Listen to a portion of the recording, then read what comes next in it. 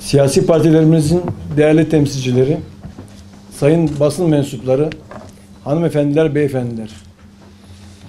24 Haziran 2018 Pazar günü yapılacak olan 27. dönem milletvekili genel seçiminde ittifakların ve siyasi partilerin birleşik oy pusulasındaki yerlerinin belirlenmesiyle ilgili olarak kurulumuzca yapılacak olan kura çekme törenine hoş geldiniz. 24 Haziran 2018 tarihinde yapılacak olan seçimle ilgili kısaca bilgi vermek istiyorum. 20 Mayıs 2018 tarihi itibariyle yurt içinde 56.329.038, yurt dışında 3.047.409 olmak üzere toplam 59.376.447 seçmenimiz vardır. Yurt içinde tahmini sandık sayımızda 180.874'tür.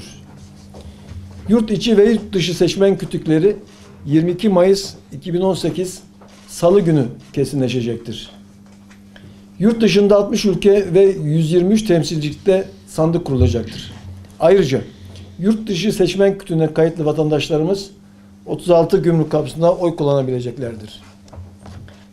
Bu seçimlerde ilk defa hastalığı ve engeli sebebiyle yatağa bağımlı olan seçmenlerin oy kullanabilmesi için 702 ilçede 1227 sandık kurulacak ve 15.474 seçmene sandık götürülecektir.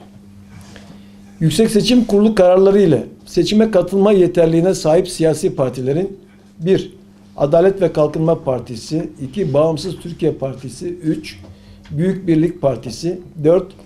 Cumhuriyet Halk Partisi, 5. Demokrat Parti, 6. Halkların Demokratik Partisi, 7. Hür Dava Partisi, 8. İyi Parti, 9. Milliyetçi Hareket Partisi, 10. Saadet Partisi, 11. Vatan Partisi olduğu belirlenmiştir.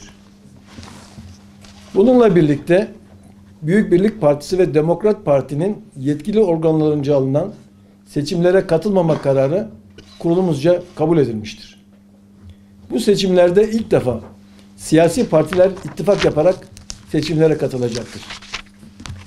Kurulumuza süresi içinde ittifak yaparak seçimlere katılma isteğinde bulunan Adalet ve Kalkınma Partisi ile Milliyetçi Hareket Partisi, Cumhur İttifakı, Cumhuriyet Halk Partisi, İyi Parti ve Saadet Partisi, Millet İttifakı ismiyle birleşik oy pusulasında yer alacaklardır.